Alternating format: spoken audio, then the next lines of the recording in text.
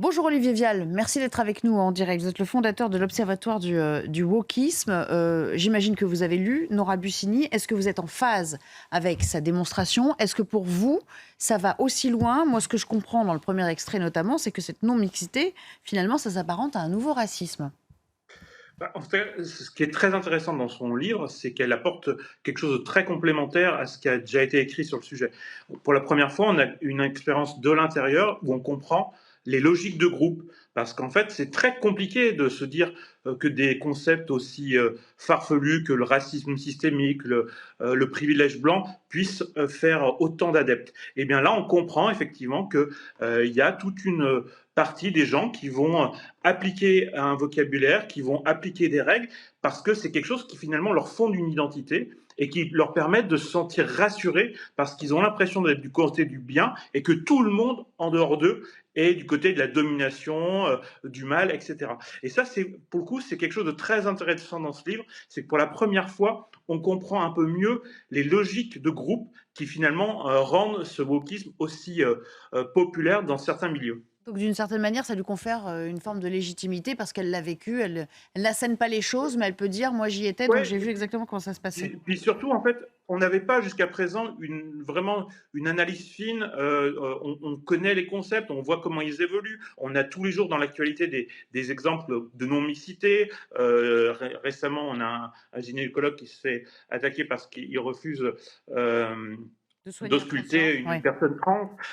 Donc on a ces aspects-là tous les jours. Mais ce qu'on n'arrive pas à comprendre très souvent, c'est quelle est la logique intérieure. Et là, on a vraiment quelque chose qui est d'ailleurs très intéressant parce qu'on le retrouve dans beaucoup de mouvements activistes radicaux, c'est la logique d'imposer un vocabulaire, et elle le dit très clairement. Elle-même, au début, elle a du mal à se faire ce vocabulaire. Il faut pas faire d'impair, il faut bien utiliser les bons mots, parce qu'un mot peut tout de suite vous désigner comme étant du camp des dominés. Donc il faut réadapter son vocabulaire, il faut accepter plein d'interdits, y compris des interdits qui peuvent être des interdits alimentaires, elle en parle un petit peu.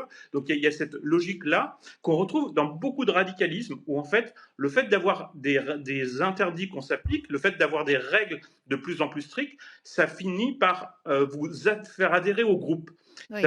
Ça exclut, ça crée une frontière entre vous et les autres. Et en Comment fait, vous, on s'aperçoit que c'est ce qui est cherché.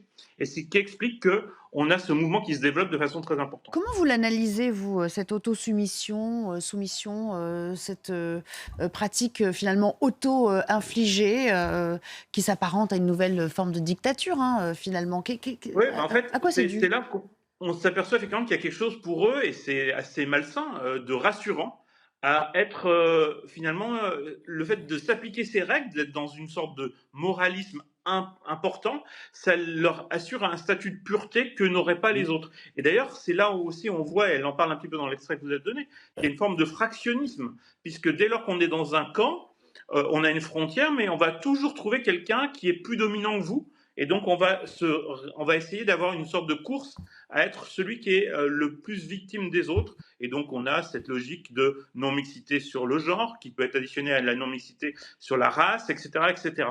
Et en fait, il y a une forme de jouissance d'être celui qui est le plus pur, le plus dominé, pour pouvoir être la victime universelle, qui est J'ai finalement l'alter ego de l'homme blanc, qui serait lui, par contre, j'ai une le dernière dominant question de avant l'universel. de faire réagir nos invités rapidement. Moi, je voulais savoir si c'est quelque chose qui est vraiment un phénomène qui est en expansion ou qui va trouver à un moment donné ses limites, ou est-ce qu'il vraiment il essaime au-delà des petits cercles qui le composaient originellement? Bah, en fait, on s'aperçoit que c'est comme tout mouvement, on a une pointe qui est toujours très radicale, et qu'on a l'impression qu'elle n'aura que peu d'influence, et finalement la queue de comète, elle infuse dans la société.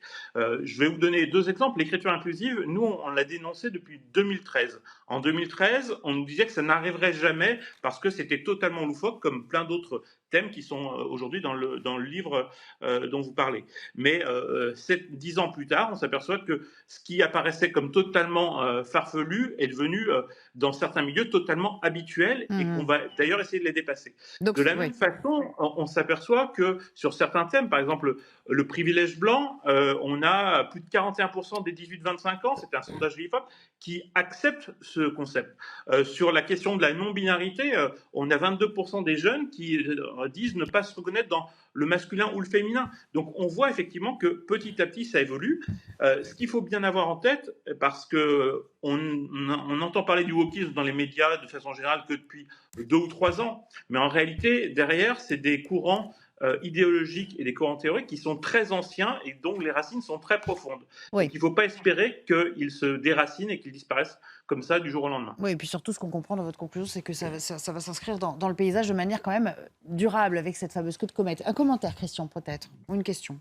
Moi, j'ai toujours la certitude, à l'aune de pas mal d'heures de vol, qu'on est dans un monde où, à travers la communication, des gens qui, à une certaine époque, parce qu'on n'aurait pas entendu ce qu'ils proféraient, sauf peut-être s'ils l'avaient mis dans des chansons qui avaient du succès, tout d'un coup, amènent à perturber une pensée qui est plutôt logique au départ. On a la majorité, elle représente beaucoup, donc il est logique qu'elle ait ce poids-là.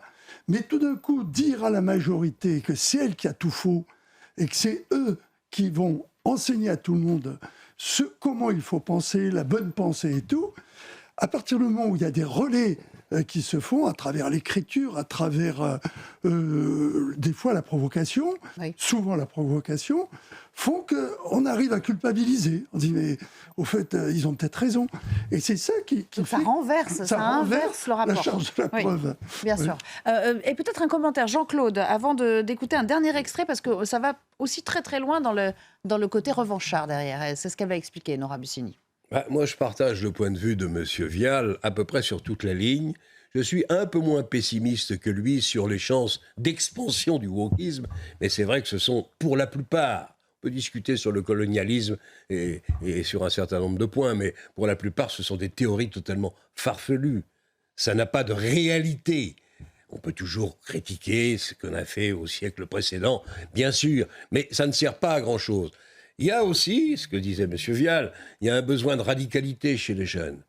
Ils n'ont plus grand-chose à se mettre sous la dent. Le marxisme est mort, le guévarisme encore plus, en Chine, c'est encore Le pire. maoïsme. Le maoïsme est encore... Bon, il y a un besoin de radicalité et le wokisme, sous toutes ses formes, leur apporte ces certitudes, même si elles sont vis-à-vis des réalités des faits, vis-à-vis de l'histoire, vis-à-vis de ce qui s'est vraiment passé dans les domaines qui nous intéressent. On est à des années-lumière, même sur l'écriture inclusive. Je pense que c'est tellement ridicule que ça durera pas longtemps. Le petit point sur lequel je me différencie peut-être d'un peu de M. Vial, c'est que je suis assez optimiste sur... il y aura une prise de conscience à un moment ou à un Un retour autre. de bâton un peu. Et que ça ne... Bon, c'est un phénomène qui largement imite les États-Unis. C'est en université française, c'est des imitateurs de ce qui se passe aux États-Unis, moins que ce que l'on a dit. On a dit que beaucoup, tout ça a été né en France avec un certain nombre de nos sociologues. En réalité, c'est probablement faux. Voilà, les universités françaises sont soumises à la loi du wokisme. Je veux croire, parce que c'est tellement stupide, Merci. je veux croire que ça ne durera pas. Alors, un dernier extrait que j'aimerais vous soumettre, et je vous fais réagir en dernier lieu, Olivier Vial, sur le cyberharcèlement qu'elle a subi de cette autrice. Ce qui était très drôle, c'est que j'ai fait beaucoup de réunions qui dénoncent le cyberharcèlement et c'est ce que je me mange depuis une semaine non-stop sans discontinuer. Donc je me dis que pour des personnes qui prônent la tolérance et le respect, c'est encore une fois assez ironique, mais on les a là, ces nouveaux inquisiteurs, et on va voir par la suite. Mais en tout cas, moi je pense qu'on peut réunir les personnes qui sont juste universalistes. Voilà, le problème, Olivier Vial, c'est que ça va loin, elle le raconte bien. Ça rejoint un peu ce qu'on disait sur la dictature de la pensée, en fait. Oui, et puis en fait, là aussi quelque chose qui est intéressant dans son livre, c'est qu'on voit que derrière le wokisme, et ça c'est plutôt nouveau, en fait, ça date de 2018, il y a eu l'infiltration des mouvements antifa dans ces milieux-là, qui sont pourtant avec des codes et ils sont souvent jugés très virilistes, etc. Donc ils pourraient être très loin de ces combats woke. Sauf qu'ils ont intégré ces mouvements-là et ils ont appliqué leur forme de violence, alors qui peut être physique, mais qui est aussi une violence qu'ils appellent l'antifascisme du quotidien, qui consiste effectivement à aller attaquer sur les réseaux sociaux de façon très virulente, en notant les adresses des gens, en les révélant, en faisant plein de choses de ce style-là, qui fait qu'aujourd'hui, effectivement, on a une vraie violence sur les réseaux sociaux, mais au-delà d'un mouvement woke qui, à l'origine, n'était pas aussi dur que ça, sur ces questions-là. Donc là, on a aussi quelque chose, une vraie source d'inquiétude, c'est qu'on voit que l'infiltration de mouvements d'extrême gauche, et notamment des antifas, qui se sont lancés beaucoup depuis 2008, notamment dans le combat sur la transidentité rend leur méthode beaucoup plus virulente et beaucoup plus violente qu'avant. Ils vont se Merci dévorer beaucoup. entre eux, peut-être, monsieur Merci Vial. beaucoup, c'est la fin de l'émission, Jean-Claude. Merci Olivier Vial de nous avoir éclairé Merci. sur ces questions. Votre regard était hyper intéressant. On vous sollicitera à nouveau, Merci. bien sûr, sur toutes ces thématiques. Merci Christian de nous avoir accompagnés Merci, cet après-midi, ainsi que Jean-Claude, qu'on retrouvera peut-être cette semaine. Merci. Dans un instant, place à Punchline avec Laurence Ferrari. Et rendez-vous ici, même heure, 14h, donc pour 180 minutes info, ce vendredi. À bientôt.